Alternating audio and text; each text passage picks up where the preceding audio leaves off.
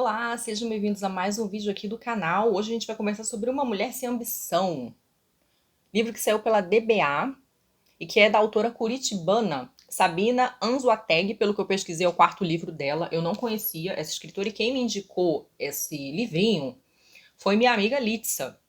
A gente estava tendo uma conversa sobre trabalho, que é um assunto que muito nos interessa, nossas relações contemporâneas com o trabalho, como o trabalho define a nossa personalidade hoje em dia, a nossa identidade, né? E o que tem mudado nesse processo também, porque essa própria questão do trabalho como molde da personalidade tem mudado também. E aí ela me recomendou esse livro, que é uma história de uma mulher chamada Mercedes. Ela conta como um diário que ela escreve no mês de maio. Ela começa, na verdade, no final de abril, dia 30 de abril.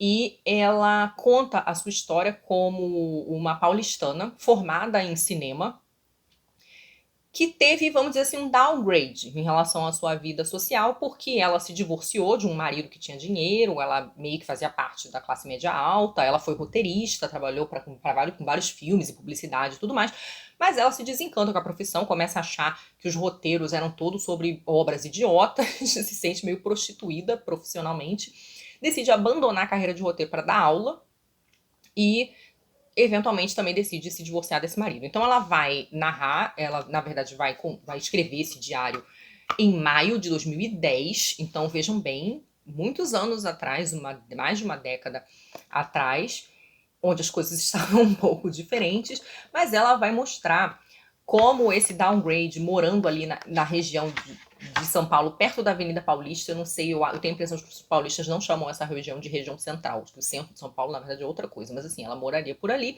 Mas como ela tem esse downgrade aí muito bizarro, ela vai viver com R$ 2.000, como ela mesma conta, ela tem que morar numa kitnet. E assim, gente, morar com R$ 2.000 em São Paulo realmente é coisa de malabarista.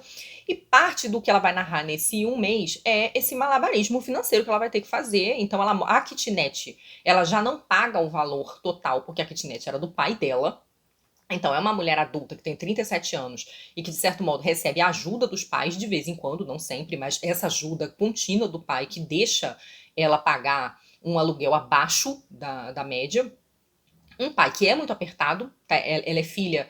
O pai foi um funcionário público, vive com uma aposentadoria modesta, então ele vive um pouco apertado aí num segundo casamento. Ele se muda para Bahia, e a mãe dela aparentemente tinha um espírito mais empreendedor, mas aquele empreendedor que inclui um estrambique no meio também.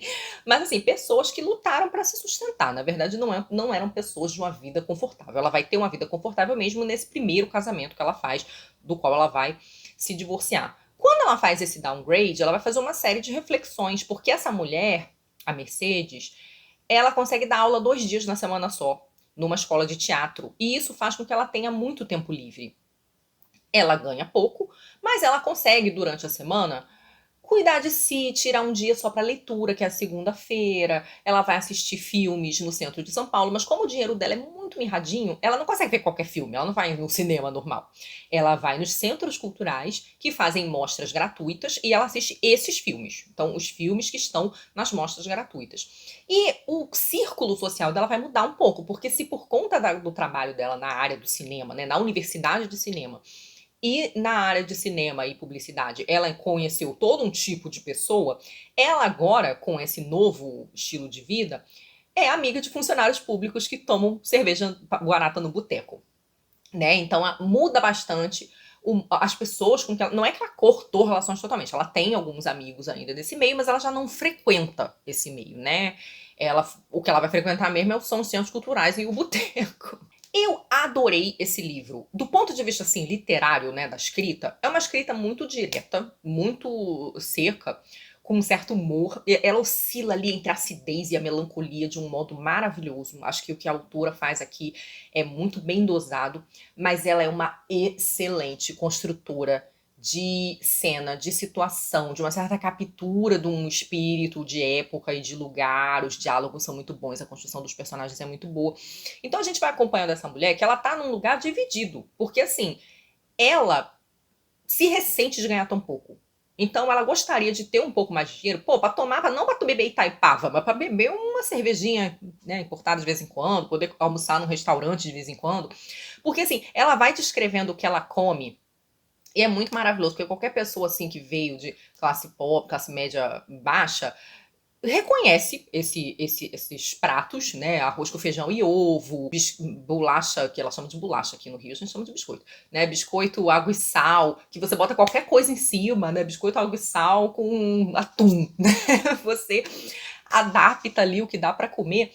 E é engraçado porque em 2010, você dizer que você jantava arroz, feijão e ovo e mandioca cozida podia parecer, nossa, meu Deus, como essa pessoa tá apertada, como essa pessoa é pobre. E hoje não, hoje a gente tá fazendo aí a propaganda da comida de verdade, não vamos comer industrializados, né? Esse meio aí mais elitizado está, na verdade, defendendo a comida que Mercedes comia, né?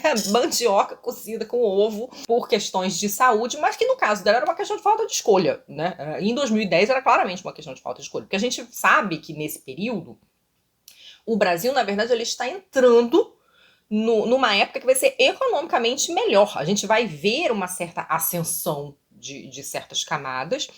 Ela, inclusive, chega a aludir a isso bem no início do livro, porque o livro começa com uma espécie de prólogo, onde ela diz assim: escrevi esse diário há alguns anos. O país estava feliz. Ruas cheias de carros, bares cheios de clientes, aeroportos lotados de pessoas que antes viajavam de ônibus, construtoras erguiam prédios, famílias compravam apartamentos por centenas de milhares de reais financiados em 30 anos. Todos queriam estudar, as faculdades abriam novos cursos, os jornais falavam em nova classe média, a ascensão da classe C era espantoso. No mês de maio, a torcida nacional aguardava a definição dos convocados para a seleção brasileira, que jogaria em junho na Copa do Mundo. Eu também lidava com minhas ilusões e expectativas, apesar de não me interessar por futebol. Essa é a primeira página. Na página seguinte, quando ela começa, em 30 de abril, o tom é outro. Ela vai dizer: quem ganha pouco nunca esquece o dia do pagamento. Acordo e a primeira coisa que me vem à mente é: hoje tem dinheiro na conta. Posso almoçar fora, posso beber cerveja importada, depois me recomponho. Não vou fazer nada disso. O dinheiro precisa durar até o fim do mês.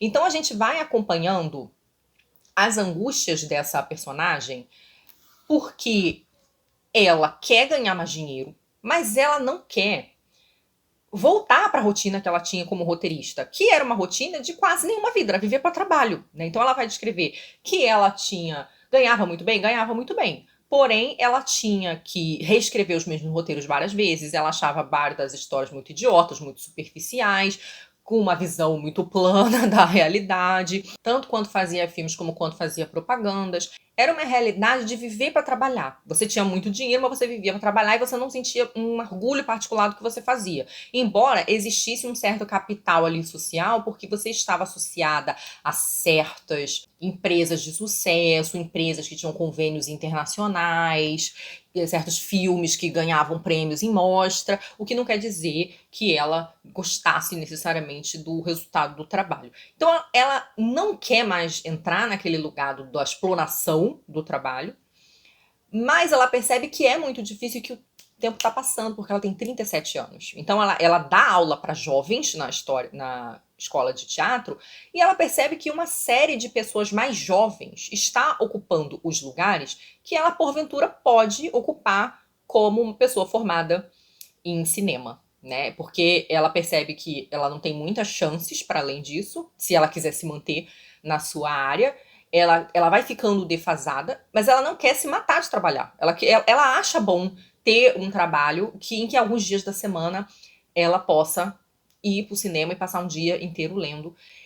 E eu acho muito interessante esse conflito que ela tem. Fui ler resenhas sobre esse livro, porque eu fiquei fascinada com esse livro depois que eu li. Eu devorei realmente, Litsa, muito obrigada. E as pessoas ficam muito irritadas com a falta de ambição dela, né? Ai, que pessoa melancólica, reage, mulher, vai lá, faz alguma coisa. Porque as pessoas claramente leem o fato de essa mulher ir pro boteco e ver filme no centro cultural como uma vida empobrecida, né? Uma vida triste. E não é exatamente o que me parece. Me parece que ela de fato se ressente de ter poucas opções, de essas serem as poucas opções que ela tem. Ela gostaria talvez de ver um filme pagando, né? Ou ela gostaria de comer uma comidinha um pouco mais variável do que arroz, feijão e ovo. Ou o lanche, ela compra o lanche mais barato da escola onde ela dá aula, que é um pão de queijo, e ela ainda divide ali no meio. Ela come metade quando ela tá lá na escola e a outra metade ela leva pra casa pra ser o café da manhã. Então você vê que é realmente tudo muito parco. Isso realmente é muito triste. O livro não romantiza a pobreza. Mas ela pensa, eu queria ganhar mais, eu queria trabalhar um pouco mais, porque afinal de contas eu realmente trabalho muito pouco, 2 dias na semana é pouco, mas eu não queria voltar para aquela, se a opção é aquela outra, eu não sei se eu queria. E então ela fica nessa sinuca aí de bico, né? Ela fica nessa situação difícil, porque parece que não tem uma opção ótima. E todas as pessoas próximas a ela meio que falam isso pra ela: trabalho é trabalho, não tem trabalho tranquilo. Eu acho que é uma coisa cultural, né, de romantizar, sim, o trabalho, romantizar a profissão, romantizar o excesso, a hora extra, a pessoa que se mata, que não tem tempo pra nada, né? E isso é uma coisa. Eu já vi várias pessoas falando sobre isso, né? E eu sei que isso é uma questão bem paulista, de a pessoa numa conversa casual dizer, não tem tempo pra nada, não consegui fazer nada.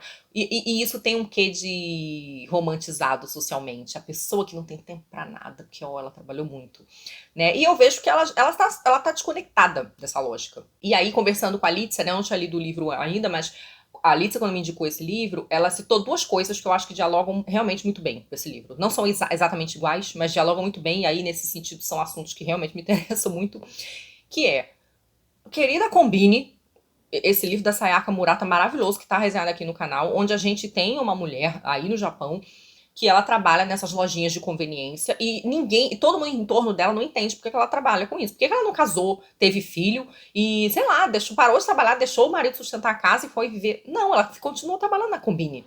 Por que ela não virou uma empresária, né? Aproveitou que ela estudou, sei lá, e foi fazer outra coisa? Não, ela gostava de trabalhar na Combine. Ela gostava daquela rotina. Aí também tem uma questão que, psicologicamente, a personagem da querida Combine é diferente. Eu acho que ela tem ali uma neurodivergência, ela parece ter. Porque ela dizia que ela organizava os ritmos da vida dela em torno da rotina da Combine, né? Como se fosse. Ela me parecia uma pessoa com uma espécie assim de rigidez sensorial, enfim. Mas ela começa a ter que, né, toda hora tem que lidar com as pessoas perguntando por que ela, lidando com aquele mal-estar, as pessoas têm um mal-estar em torno dela porque ela não casou, não teve filho e ficou ali restrita à Combine, que é trabalho. A Combine não é uma profissão. A Combine ou ela é trabalho de estudante tentando juntar dinheiro ou de uma mãe tentando complementar a renda do marido, né? Não é uma pessoa sozinha, não acha que minha profissão vai ser trabalhar na Combine, né? Que é essa lojinha de conveniência. A outra coisa que Lili citou, e que eu acho que realmente tem tudo a ver, é o filme Dias Perfeitos, em que um homem segue a sua rotininha lavando os banheiros públicos do Japão, e isso é aparentemente uma escolha. Eu ia dizer coisas aqui que eu sei spoiler, como sempre, né? Eu sou essa pessoa aí que entrega vários spoilers, mas enfim. Esse homem, a gente acompanha a vidinha dele acordando sempre no mesmo horário, aí cuida lá da plantinha dele, aí toma um café. O café dele realmente me deprimiu, porque era um café de lata tirado de uma máquina, mas enfim. Enfim.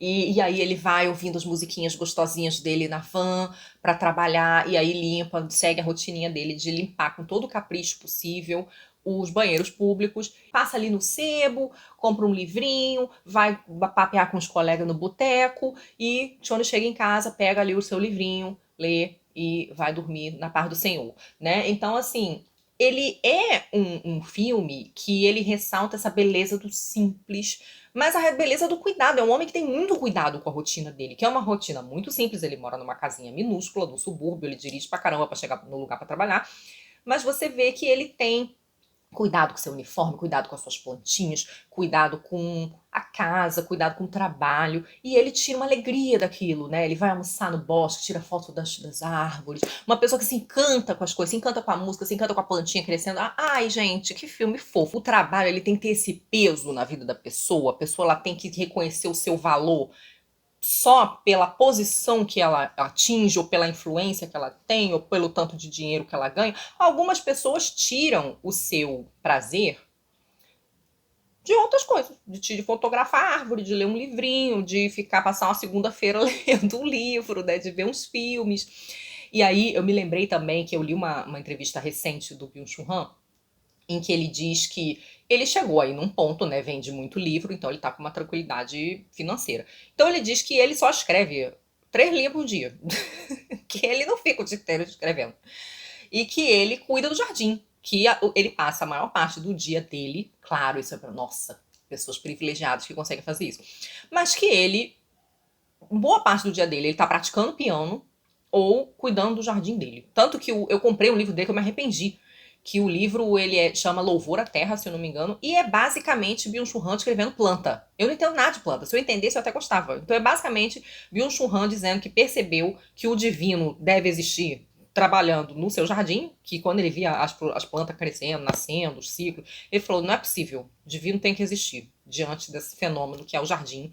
Né? Tem saído muitos livros, né, sobre esse elogio do jardim, e ele simplesmente escreve capítulos descrevendo planta. Descrevendo planta, e pra mim que não entendo nada de planta, né? Não de muita coisa, né? Ele tem uns desenhos lá bonitinhos de planta, e ele falando da planta, e ele tem uma obsessão com jardim de inverno, então ele se especializou em planta que vigora no inverno, né? Gente, olha o tanto de digressão que eu fiz nesse vídeo, mas enfim. E é isso, assim, é um livro que eu parei de ler, que eu falei, não dá pra ler isso aqui como um livro, depois eu volto, porque é basicamente Byung-Chul Han escrevendo planta. Isso nos leva a quê? Nos leva à reflexão da escala 6x1, né? Que a gente devia, na verdade, estar na escala 4x3, né? Há muito tempo, né? Ou a escala de carga horária de 6 horas, que alguns países já têm, mas que a gente sabe que numa realidade de Brasil é uma coisa que eu acho muito difícil, embora já tenha pessoas defendendo, eu acho que é uma coisa muito difícil de se concretizar. A desigualdade social aqui é muito grande, a corrupção também, então é um lugar muito difícil de você convencer que os trabalhadores trabalhem 6 horas por dia, ou que eles trabalhem 4 dias na semana ao invés de 5. Quem consegue isso, nossa, é um privilegiado tremendo nesse lugar. Ou como a protagonista aqui do livro é uma pessoa que vive na pindaíba, né? Ela tem folga, ela consegue descansar, ela consegue pensar na sua vida, nas suas angústias.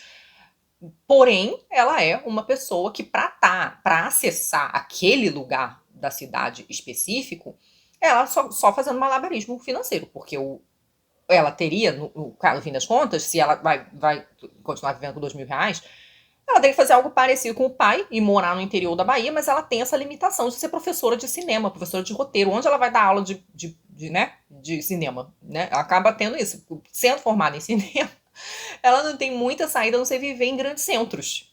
Então eu achei a reflexão do livro muito interessante.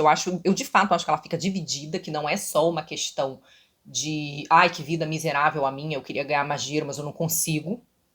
Porque a personagem, de fato, a gente vai ver ela tentando arrumar emprego e tentando resolver a situação.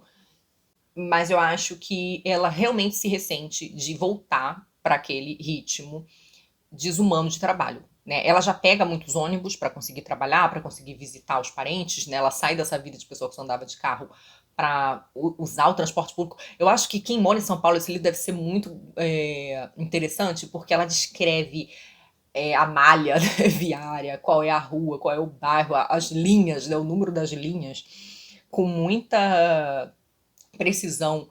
E esse é um livro de 2021, tá, gente? Ele se passa em 2010, mas ele é um livro de 2021. E assim, lendo esse texto com esse estilo, eu fiquei enlouquecida de vontade de ler as outras coisas da autora. Eu vi que a autora tem outros livros, é realmente uma autora que eu acabei de conhecer. O livro saiu pela DBA. Quem elogia muito os livros da DBA é o Rodrigo, colega aqui do Páginas Soltas. E o Rodrigo adora os lançamentos dessa editora. E ele é um dos poucos que resenhou esse livro no canal dele. Esse é um livro que eu queria muito ver mais resenhado, assim, mais lido. Esse livro me botou um bocado para pensar e me proporcionou várias associações. Então é isso, gente. Esse livro tá no Kindle Unlimited. Você assina, vai lá e leia. Numa tarde você lê.